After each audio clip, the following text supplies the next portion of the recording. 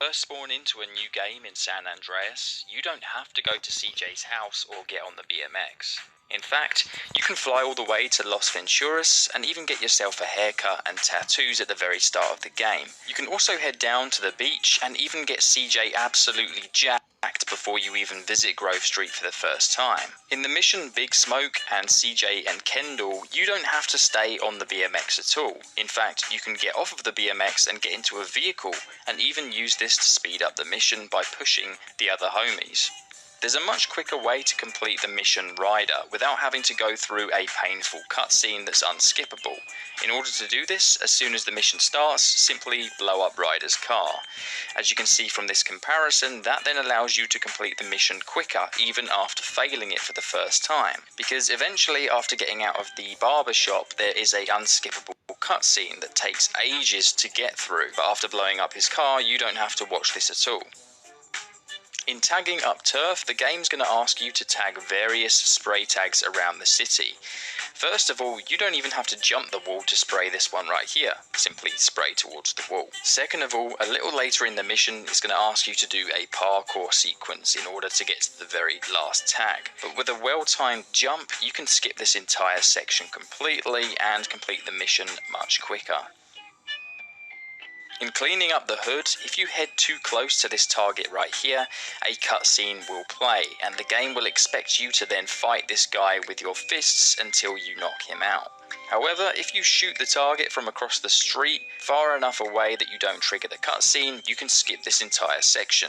In the mission drive-through, there's a much quicker way to take out the enemy vehicle and head back towards Grove Street. In order to do this, all you need to do is pull up next to the vehicle like you see on screen here, so that the passenger's weapon is pretty much clipping through the driver's side of the vehicle. This will result in your homies taking out the driver and a much quicker finish to the mission. In the mission Home Invasion, it's possible to run around as much as you like without making any noise or failing the mission. In order to do this, all you need to do is bring a sniper rifle with you to the house, sneak up to the upstairs bedroom, and simply snipe the guy in the head.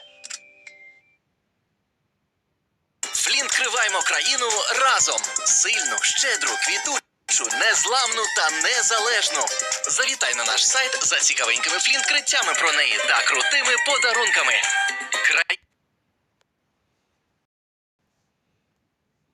Rifle with you to the house. Sneak up to the upstairs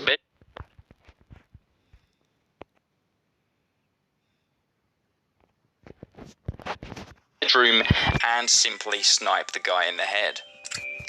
Get off my ridge, you Viet Cong! Without failing. In the mission Catalyst, where you have to throw crates to Ryder's vehicle, the game will have you think that you have to be careful with how you throw them. But a funny thing is, you can literally just spam the button and it has no consequences whatsoever. In the mission Robbing Uncle Sam, there's a few tricks that I want to show you. First of all, once you're in the forklift sequence and have to steal the crates, you can actually lift 2 crates at once. Not only this, but once you've got enough crates to progress the mission, you can destroy the remainder of them, and a lot of them have hidden weapons inside that are very useful this early in the game, and if you're lucky, you can even find grenades. In the mission OG Loke, it's actually possible to defeat the enemy way before the end of the mission, basically passing it within the very first few minutes. In order to do this, when the character heads down that hill there, you want to take a left, as you can see on the footage. Then bank right and stop at this corner right here. And as soon as the enemy comes into your view, you want to just hold fire. So you need an SMG in order to do this. As you can see, this allows you to temporarily damage the enemy's vehicle and ends up destroying it. However, if you don't manage to nail it on your first attempt, don't worry, because you can head this direction instead, and the game will give you another chance to do this glitch. Life's a Beach has to be the biggest ballsack mission in this entire game.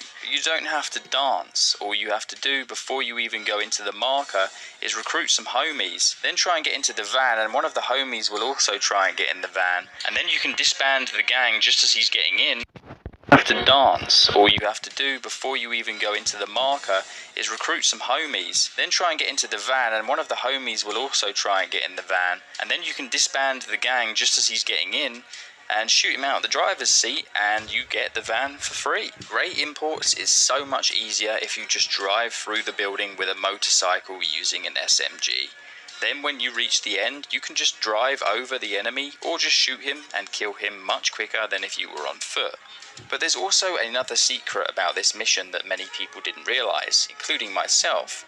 You can actually shoot this crate here and it activates a secret where it crushes one of the enemies, which is a pretty nasty way to go out, I do say so myself. Running Dog is one of those missions that's not memorable for whatever reason. It's hard to even remember what this mission is if you haven't played the game recently. So in the standard version of this mission, you're supposed to run after this guy here on foot and then take him out. But there's a slightly quicker way to do this, which is as soon as the mission starts, just turn around and there's always a vehicle that spawns right here. You can push it around like I'm doing on screen, use this vehicle to run over the enemy, and as soon as the mission is complete, you'll be in a vehicle already, allowing you the ability to just drive to the next mission without having to look for a car. It's a very small optimization that only a speedrunner would really care about, but it's still a mission hack nonetheless. Wrong side of the tracks, we all knew that this one was coming at some point in the video. This mission is actually a lot easier than you'd expect once you know how to do it. Throughout the years, many people have come up with various strategies to complete this mission in creative ways. The easiest way to do it is to follow the route on screen here, by driving up this small bridge and going onto this roof. The minute you see one of the enemies come into your field of view, like you see right here, just drive onto the train. I did it a bit early there, but from here you can then shoot your SMG and Big Smoke will take them out, and the mission is passed so much quicker. In the mission Caesar Vilpando, where you have to do the lowrider dancing, again there's not really many optimizations for this mission, and it's actually quite a fun one. However, with nitrous installed, you can immediately jump into the dam or the water duct from the garage, and this is the quickest route to get to the lowrider meet. So it's a cool little shortcut, but nothing special. Mad Dog's Rhymes is actually a lot easier than you'd think. You don't even need to use stealth to get past this mission. Slash the first enemy and run straight past him to stun him so he doesn't do much damage on you. Run past the second guard like you've seen in the footage. The third guard, you can just jump straight past him. When you get to the lounge, just hug the wall to the left and jump at the very end as you see here. From here, as soon as you grab the rhyme book, you will have access to all of your weapons anyway. I wouldn't really necessarily call this one a mission hack in the sense that it helps you out. During the mission management issues, OG Loke tasks CJ with obtaining a vehicle for a bodyguard to then attend a celebrity red carpet meeting in order to assassinate a target. Now usually in this mission, once the target has entered the vehicle, you're tasked with driving to the pier all the way down at the ocean in order to then bail out of the vehicle and assassinate the target. However, the conditions aren't quite as strict as that. As long as you drive into any body of water, then the game will still recognize as the task being complete. So as you can see here, there's a few different locations where you can actually do this and fulfill the objective earlier than expected, completing the mission up to a minute earlier than usual.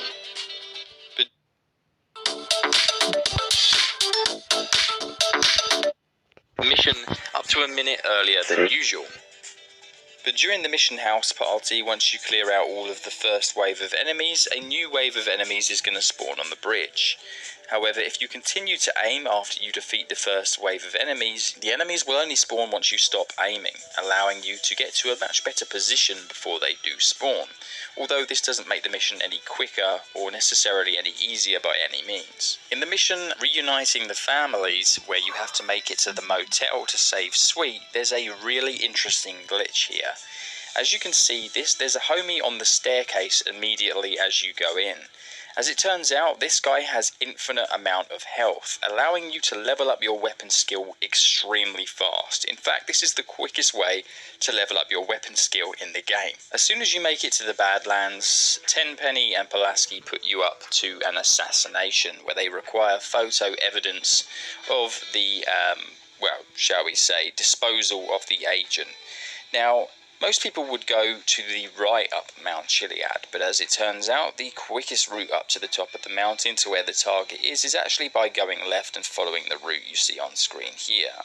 During the mission Against All Odds, which is one of the missions with Catalina, it's actually possible to throw a satchel charge through the door by getting close and then throwing an additional one on the door, which allows you to blow up the safe and the door in one go as opposed to doing it in two separate goes, which it makes it a couple of seconds quicker.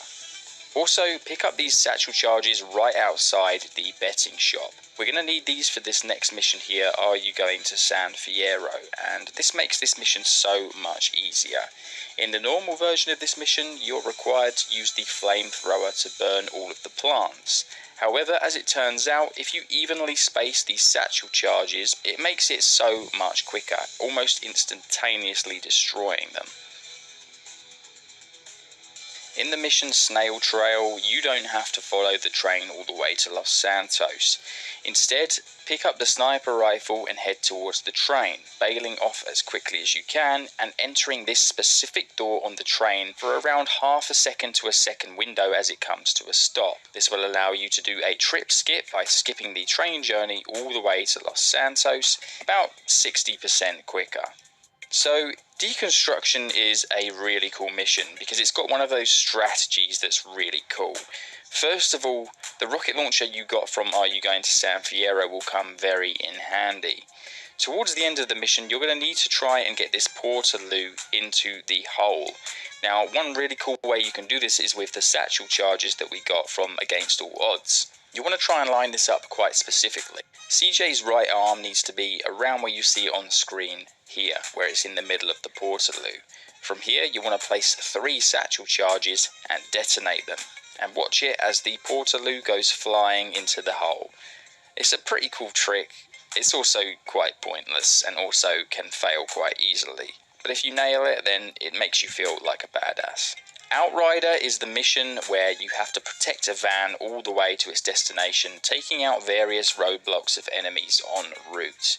However, when the mission starts and you head to the van, instead of going into the marker, get one of your satchel charges and walk to where I am walking here. Press and hold to do a long throw and detonate it when you're around here on screen. Drive immediately into the marker. This will cause the driver to bail out and the vehicle to be repaired, which will then allow you to drive the van straight to the destination, passing the mission almost immediately.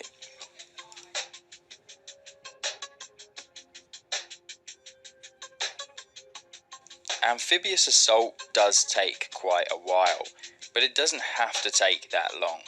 As soon as the mission starts, if you turn right around and head towards this boulder right here, then aim in the direction I'm aiming and do a jump. You can climb on top of the rock, sprint and jump over to here, and actually make it out of bounds. And we're doing this for a very specific reason. In the top left you can see a comparison of the speed of the game if you had have done it the regular route. If you come here, there is a small dinghy which you can use to immediately drive over to the boat, making it so much quicker. Of course, you all probably know this trick, but in Pier 69, rather than following Ryder as he dives off of the pier and pursuing him in a boat, which can take ages to actually catch up to him and do enough damage, the sniper rifle you're given at the start of the mission should still be in your inventory, so you can just use this to snipe him from the pier and pass the mission almost instantly. In the mission Mike Torino, you need to go with T-Bone Mendez in order to find him, because he's been kidnapped. However, you don't actually need to follow the instructions at all. All you need to do is head immediately to the airport, and you can pretty much insta-pass the mission once you find the van. It has one of 3 spawn locations, but once you find it, just follow it and allow it to stop. Also, don't forget to pick up the heat-seeking rocket launcher in this location, which is going to be very important in a few moments' time. In the mission Ice Cold Killer, before you enter Jizzy's Pleasure Dome, take his vehicle and drive it into the water or destroy it. That way, when Jizzy exits the palace, once you're chasing him, he will no longer have the vehicle to escape in, resulting in him stealing a Pizza Boy bike instead.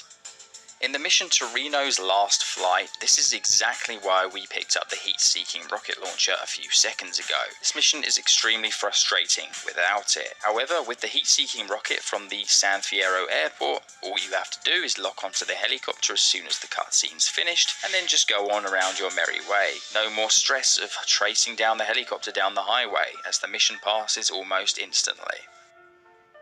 By the way, a lot of people hate this mission's supply lines, and I'll admit it's probably one of the worst missions in the entire game.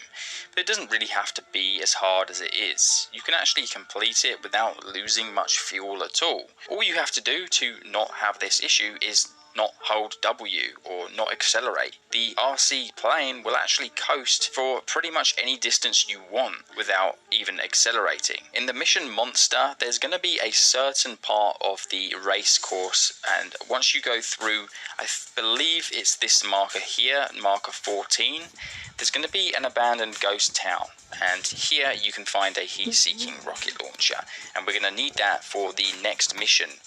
And that is very important that you have a heat-seeking rocket launcher for this next mission, because this is going to be the mission Interdiction, which is where Mike Torino asks you to drop a flare, pick up a package from a cargo bob, and you have to shoot down helicopters with a rocket launcher. Using this heat-seeking rocket launcher makes this mission so much easier.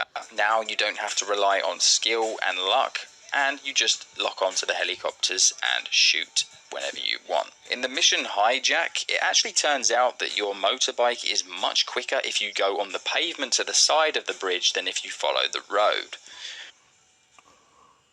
In the mission Explosive Situation, you are on a timer to collect all the dynamite sticks and then get out of the quarry. However, you don't actually need this timer. There is a way to disable it. There's a guy over here who is on a speakerphone. As soon as the counter reaches 2 seconds, shoot him and the timer will magically disappear, allowing you to spend as much time as you like completing the mission.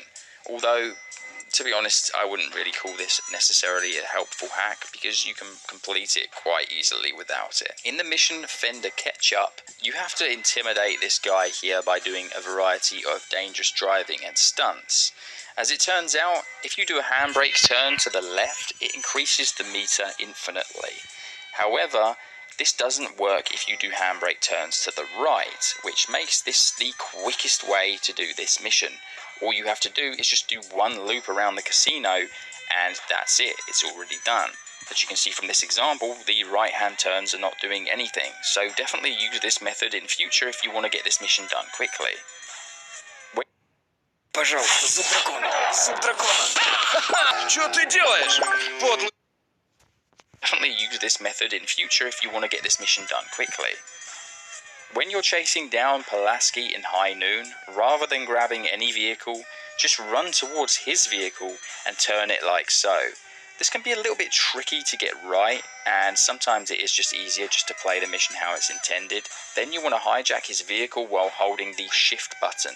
And the minute you get into the vehicle, for some reason it will immediately push Pulaski out and insta-kill him, making this mission so much quicker. Home in the Hills is where you take back Mad Dog's mansion, and towards the end you're going to need to chase down a target who escapes in a vehicle. However, if you have a minigun equipped and you're quick enough, you can climb this wall here, switching to the minigun as you do so, and pre-firing, allowing you to destroy his vehicle instantly, skipping the car chase scene altogether. In the mission Up, Up and Away, it's possible to do a glitch that will grant you infinite minigun ammunition. The only thing you need to do for this is to bring along your jetpack, and as you access the cannon, hold the space button or start to take off with your jetpack, and at the same time enter the minigun turret. Then, once you enter the turret, you will now have 30,000 rounds of minigun ammunition. In the mission Vertical Bird, you are instructed by Mike Torino to steal a Hydra jet from this Navy ship right here. Now, contrary to popular belief, you don't need to activate or deactivate the SAM turrets. So you can just head on straight to the jet, but watch out for the missiles because there's a very close call right there. Follow the route I'm taking and stay low. When you get underneath this bridge, start to decelerate. What you'll notice is that the jets scrambled after you will fly into the bridge, sometimes destroying all three, but if you're lucky, but usually only around one or two will be destroyed, but it makes the dogfight a lot easier. Later on in the mission, rather than actually flying and destroying all of the boats, you can simply land and get out and use your minigun or sniper rifle to take them out. They'll only take 4 hits from a sniper, so they're very weak, and it's a much easier way to complete the mission. The quickest way to complete cutthroat business is by taking this road to the right you've seen me do here. A little bit further down this road you're going to come across this bridge. From here you kind of want to go straight over onto this grass and head towards this tree. Just before you go off the cliff, bank right a little bit, sort of like I do here. What this will do is completely skip the bridge segment and instantly trigger the cutscene, but that isn't the quickest way to also finish this mission. Rather than getting into the Vortex hovercraft and chasing OG Loke, what you can do instead is get into the news van behind you.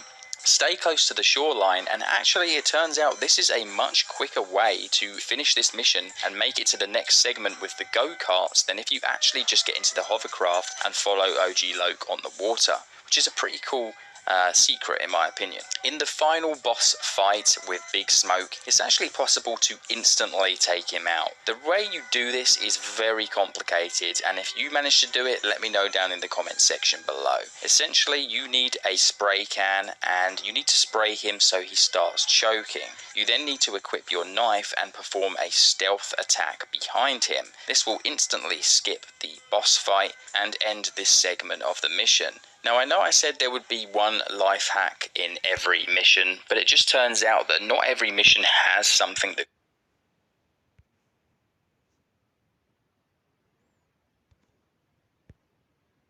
can be applied. Some of them are races, some of them are just kind of optimized the way they are. So in today's video I've covered pretty much every hack there is available in most of the missions, but there are a few that may have slipped through the cracks. But I hope you guys enjoyed this video and found it useful. I certainly found some of these tips useful when I first discovered them, and I hope to see you guys in a future GTA video.